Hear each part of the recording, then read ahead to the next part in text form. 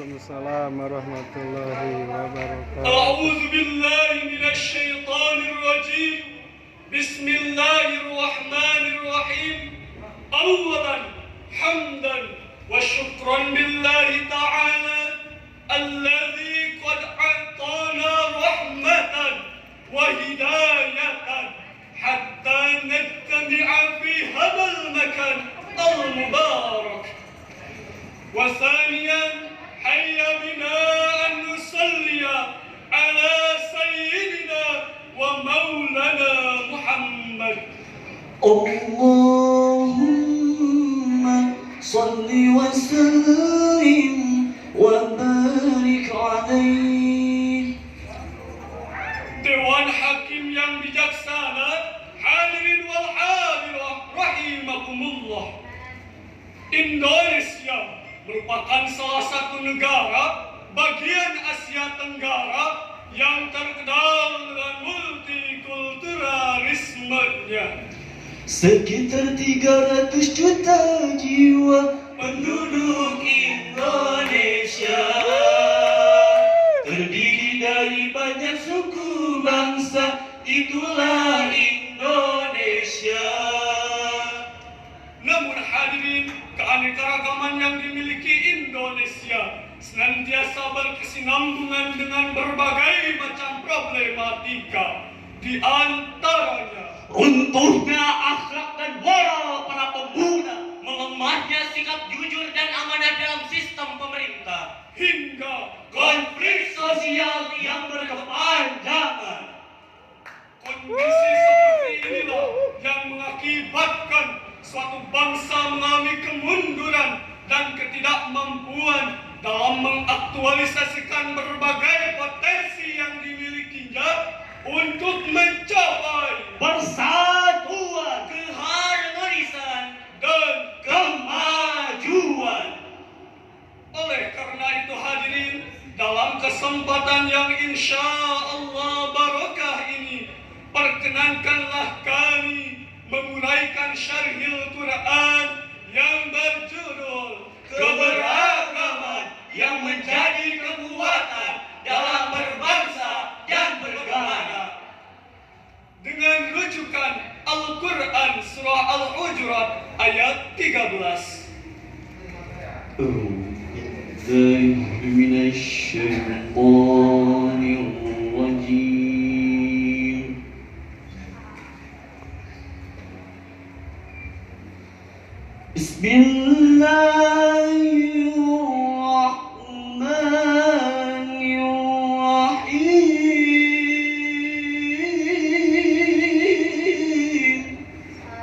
Allah. Ya ayyuhan nasu inna khalaqnakum min dzakarin wa unsa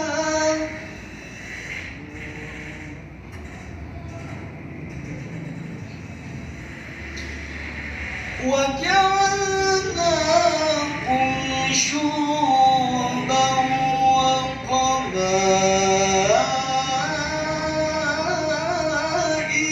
lita'arafu. Allah. Inna akramakum indallahi atqakum.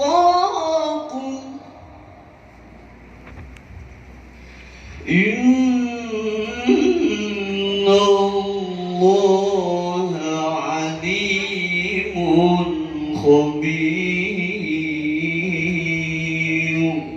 Hamba bernaung di bawah lindungan Allah dari usikan setan yang terkutuk dengan menyebut nama Allah yang Maha Pengasih, Pelimpah Kasih, Maha Penyayang, Pencurah Sayang. Wahai manusia, Sungguh, kami telah menciptakan kamu dari seorang laki-laki dan seorang perempuan. Kemudian kami jadikan kamu berbangsa-bangsa, bersuku-suku, agar kamu saling mengenal. Sungguh, orang yang paling mulia di antara kamu di sisi Allah ialah orang yang paling bertakwa. Sungguh, Allah Maha Mengetahui, Maha Teliti. Hadirin rahimakumullah. Maksud dari ayat tersebut telah dijelaskan dalam tafsir Kementerian Agama Republik Indonesia, bahwasannya pada awalnya ayat ini diturunkan untuk menegaskan posisi takwa sebagai capaian tertinggi umat manusia, tidak dipengaruhi oleh perbedaan apapun. Lam taklil yang mengiringi lafaz ta'aruf hendaknya dapat dijadikan tujuan adanya perbedaan tersebut adalah untuk saling kenal mengenal. Profesor Dr. Muhammad Quraisihab di dalam tafsir Al-Misbah menjelaskan lafaz lita'arafu, yaitu perintah dari Allah Subhanahu wa taala kepada seluruh umat manusia untuk saling kenal mengenal di antara berbagai macam perbedaan. Para ahli kebangsaan menjelaskan untuk membentuk suatu negara kesatuan Republik Indonesia harus didasari atas dasar persaudaraan dan menjaga toleransi. Persaudaraan yang di dalam bahasa Arab diterjemahkan sebagai ukhuwah memiliki 3 istilah yang sangat terkenal, yakni Ukhuwah Islamiyah, ukhuwah wataniyah, dan ukhuwah insaniyah. Ukhuwah yang pertama adalah Ukhuwah Islamiyah. 3 sikap yang harus ditetapkan dalam menjaga ukhuwah Islamiyah adalah Ta'awun, saling tolong menolong, tazamun, toleransi, dan takaful. saling menjaga dan memelihara hingga muncullah rasa aman. Ukhuwah yang kedua adalah Ukhuwah wataniyah. 3 sikap yang harus ditetapkan dalam menjaga ukhuwah wataniyah adalah Akomodatif, sikap saling pengertian. Sikap yang kedua adalah selektif, memilih dan memilah keputusan mana yang paling memberikan kemaslahatan. Dan sikap yang ketiga adalah indah, ukhuwah insaniyah, yaitu ukhuwah yang didasari atas dasar persamaan manusia yang hidup di dalam muka bumi ini untuk saling kenal mengenal dan menjaga toleransi. Namun hadirin, Allah Subhanahu wa taala membatasi batasan toleransi di antara umat manusia sebagaimana termaktub di dalam Al-Qur'an surah Al-Kafirun ayat 4 sampai 6. ولا أنا عابد ما عبدتم ولا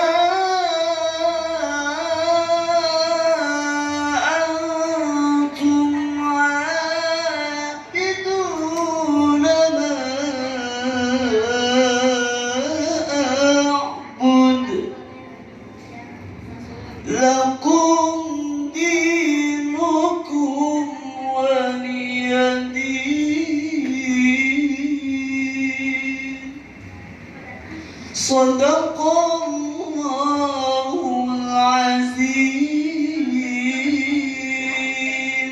Dan aku tidak pernah menjadi penyembah apa yang kamu sembah, dan kamu pula tidak pernah menjadi penyembah apa yang aku sembah. Untukmulah agamamu dan untukkulah agamaku. Maha benar Allah dari segala firman-Nya. Hadirin rahimakumullah, asbabun nuzul dari ayat tersebut telah diriwayatkan oleh Imam At-Tabarani bahwasannya pada suatu hari datanglah seorang kafir Quraisy kepada baginda Nabi Muhammad sallallahu alaihi wasallam sembari menawarkan kepada baginda Nabi, "Ya Muhammad, aku tawarkan kepada engkau sejumlah kekayaan yang aku miliki dan wanita-wanita cantik di kota Mekah ini, dengan syarat kau tidak boleh menjelek-jelekan Tuhanku. Aku akan menyembah Tuhanmu selama 1 tahun dan kau harus menyembah Tuhanku selama 1 tahun juga." Lalu apa jawaban baginda Nabi? "Tidak, aku akan menantikan wahyu dari Rabbku." Kemudian turunlah ayat ini sebagai peringatan kepada kaum kafir Quraisy bahwa Allah Subhanahu wa taala memerintahkan umat manusia untuk bertoleransi dalam hal muamalah, tapi tidak dalam hal akidah atau kepercayaan. Allah Subhanahu wa taala menegaskan, Lakum dinukum waliyadin. untukmulah agamamu dan untukkulah agamaku. Hadirin rahimakumullah, dari uraian tersebut dapat kita tarik benang merahnya bahwa Allah Subhanahu wa taala telah menciptakan manusia dari seorang laki-laki dan perempuan, dan jadilah mereka berbangsa-bangsa, bersuku-suku, dan berbagai macam perbedaan. 2 hal yang harus ditetapkan dalam menjaga dan menjalani perbedaan tersebut, yaitu dengan membangun ukhuwah dan menjaga toleransi di antara umat beragama dan seluruh umat manusia, sehingga di masa yang akan datang kita semua akan tergolong dalam golongan orang-orang yang mulia. Al-jama'atu rahmatun wal firqatu azabun. Bersatu kita teguh, Bercerai kita runtuh. Bhinneka Tunggal Ika lambang negara kita Indonesia. Tetot walaupun bermacam-macam aliran, tetapi satu tujuan. Percuma ada cinta kalau untuk bertengkar saja. percuma banyak suku Kalau tak saling bersatu, perbedaan bukanlah suatu musibah. melainkan rahmat dan anugerah. Kiranya hanya ini yang dapat kami sampaikan. Syukran katsiran ala ihtimamikum jami'an. Tsumma assalamu alaikum warahmatullahi wabarakatuh. Waalaikumsalam warahmatullahi wabarakatuh.